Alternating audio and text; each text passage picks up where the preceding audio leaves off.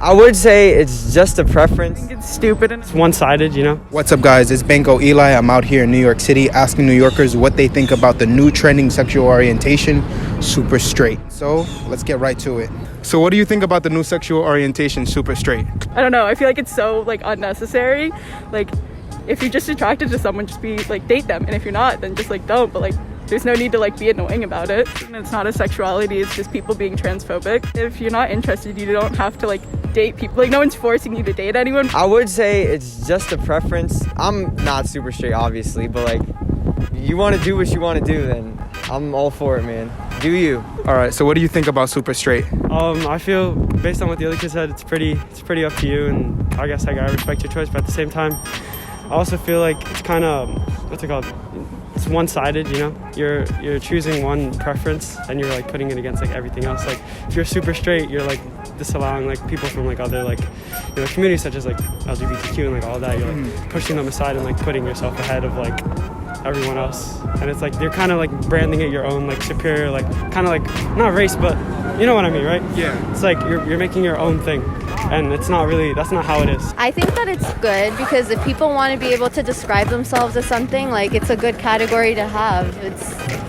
People describe themselves as many different things, so if someone wants to like share what they are, I think they have every right to. What would you say about their new flag that they created? Because it's kind of like recreation of Pornhub. They definitely could have designed it better, or just not designed it at all. But like, probably were thinking about Pornhub when they designed it. Like, you know, what you see is what you create, I guess.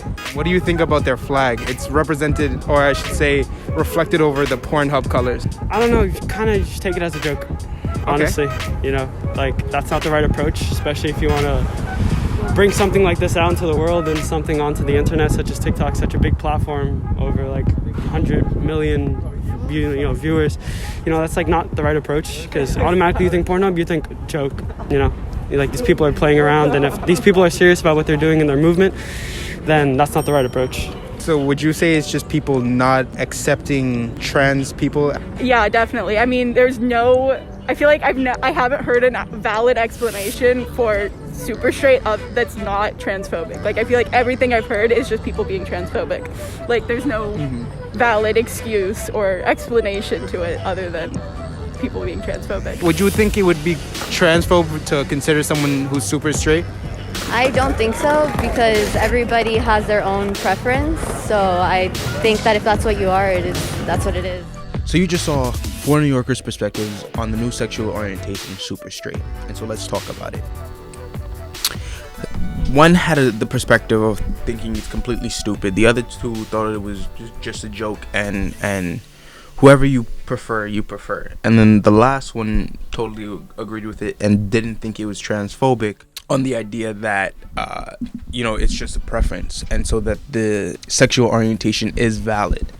I honestly don't believe that it's necessary, because being straight is not like, I don't feel oppressed being straight. Like, I honestly don't believe it's practical to have a whole foundation about being straight. There wasn't one beforehand.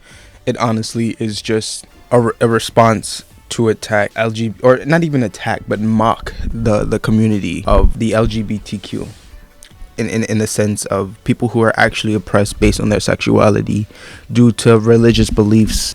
I feel like people just care too much about what other people want. I understand that being a trans person, it's not easy, because you have people who just don't agree with the idea and will actually cause harm to those said individuals. But if they won't date someone, then you can't sit here and force them to date them. You can't force them to be in a relationship. That just doesn't make practical sense. The same way you can't force a gay person to date another gay person. You can't force a non-binary to date a straight person. You can't force a lesbian to date a straight dude. Like, you can't sit here and force people to based on your perspective of how the world should work. And I think we tend to forget that we all perceive the world differently, and we're not all going to agree on the same thing. But at a certain point, we shouldn't just create orientations, or sexual orientations, I should say, to protect a already existing societal norm.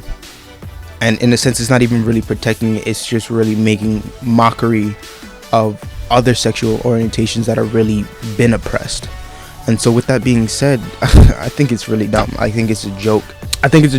And so honestly, mind your business. Stop being a hateful prick. Don't go around attacking people who don't share the same views as you. Really sit down and have a conversation. If you don't want to date a trans person, that's cool, but sit down and have that conversation. But yes, please comment, like, and subscribe if you want more.